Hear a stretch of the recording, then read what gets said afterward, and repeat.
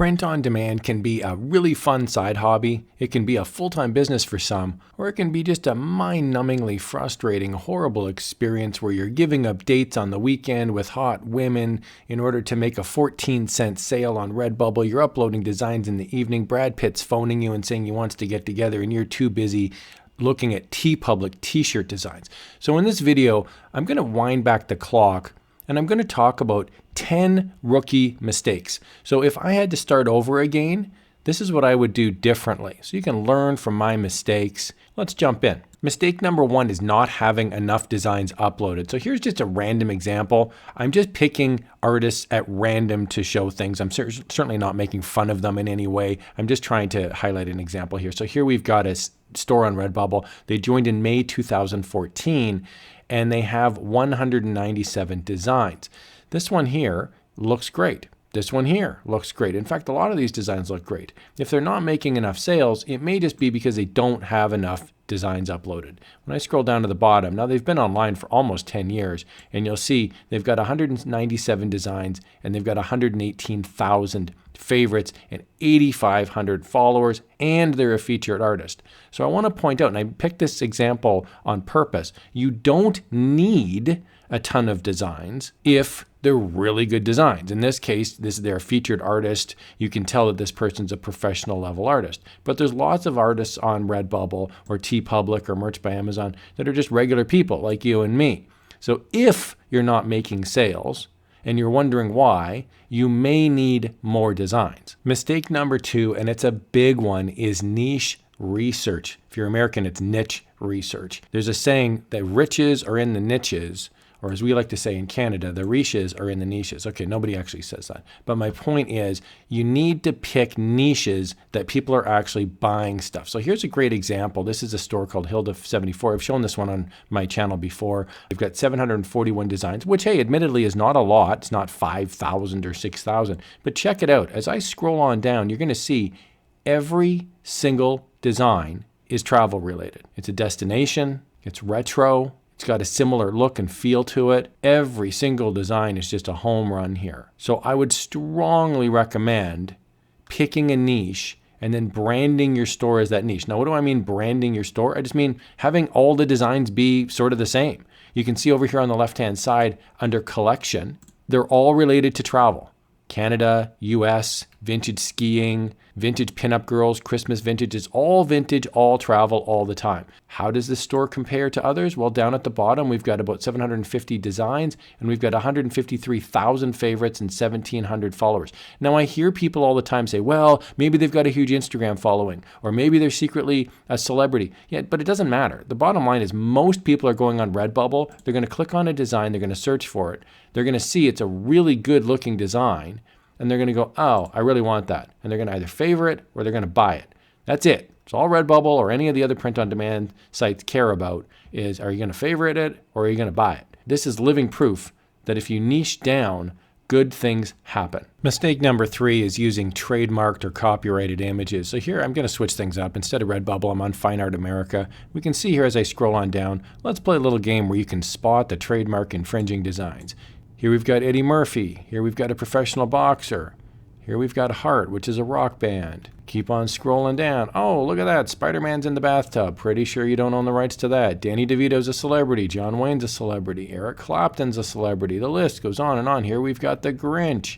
We've got Jean-Luc Picard. I love Star Trek. Pretty sure that unless that's a official Paramount Studio store, that's completely in violation.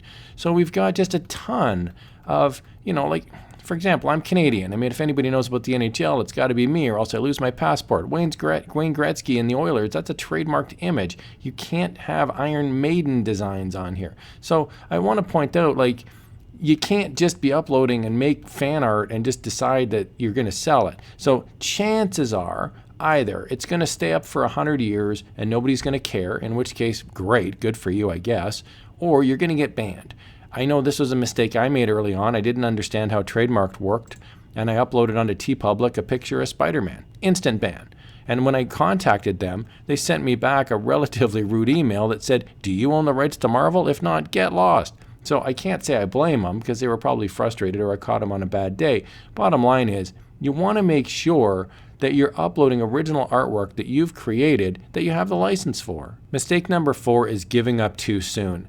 What happens is people get discouraged. They look on a site like TeePublic, for example, and they go, well, wait a minute, why is my store banned? But meanwhile, here we've got a Muhammad Ali shirt, which is an obvious trademark infringement.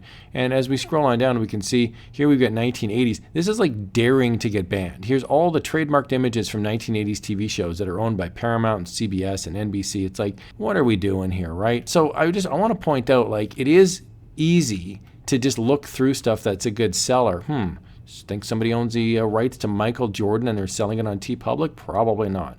So my point is, it's frustrating when you see the first and the second page of these websites that are just filled with trademarked garbage, and as a result, you're not making any sales and you're trying to do the legitimate thing.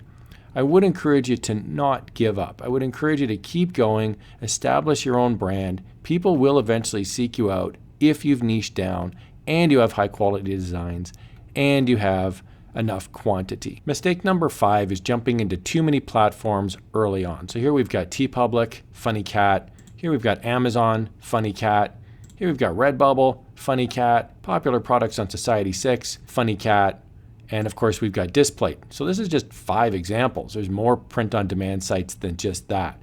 So my point is, each one of these sites is going to take a tremendous amount of effort to get your shop underway. If you want to get 1,000 designs up on TeePublic or 1,000 designs up on Redbubble, it's going to take a lot of time. So what I would recommend is you pick 1 or maybe 2 sites to start and get a feel for the site. Redbubble does take time because even though you're uploading 1 design, it's going to go on a whole lot of different products here. You're going to see all these different products that it's sold. It's sold on 77 plus products here for this 1 design. Well, you have to upload that and you have to make sure they all fit properly. This is a pretty good job here. These all look like these fit properly into the different products. So I would recommend 2 to start, maybe Redbubble and then 1 other, maybe Merch by Amazon or TeePublic, and that way you can get a feel for it and you can have some fun without getting burnt out. At the risk of pulling a 180-degree turn, mistake number 6 is not uploading to enough platforms. So you could just start on TeePublic, for example, and spend every waking moment for the next 3 weeks uploading cat design after cat design after cat design, and then you find out, oh, your store is not actually available in search. Or you upload onto Redbubble and you upload 1,000 designs and then you realize, oh my God, you just got a strike and you just got banned. It's tough when you first start out. Same thing with Society6. Society6 has a lot of different products. You need to have a feel for it. So if you start on only 1 and you spend like a whole year pouring your time and your energy into 1 site, you run the risk that if you get banned, it's all for naught. So I would certainly spread it out a little bit. I'd start off with 2 sites and then maybe I'd branch out to 3 or 4 after a few months and you feel like you've got your legs under you. Mistake number 7 is not uploading regularly enough, especially at the beginning. So again, I'm not going to make fun of any artist on here. I'm just using this as an example. On this website, Displate, it's really hard to get into. I regularly make more than $1,000 on Displate every month. I've also got a ton of designs uploaded. So here's a designer that has 29, 9, 10. We've got 30, 24, and 30, and 10. That's it. So it's less than 500 designs. And maybe they're a brand new artist. Maybe they've just started. But I will say, if you've only got maybe 100 Displates uploaded, or if you've only got maybe 50 Redbubble designs, you definitely want more designs. So you want to have the discipline to run it like a business, and that means uploading designs regularly. It means spending an hour a night, or it means spending an hour on the weekend and making sure that you've got your high quality uploads going onto sites that are regularly going to get you sales. Mistake number 8 is uploading too much. Now you might say, hold on, Zen, you just said uploading not enough is a big deal, but you're saying uploading too much is a big deal?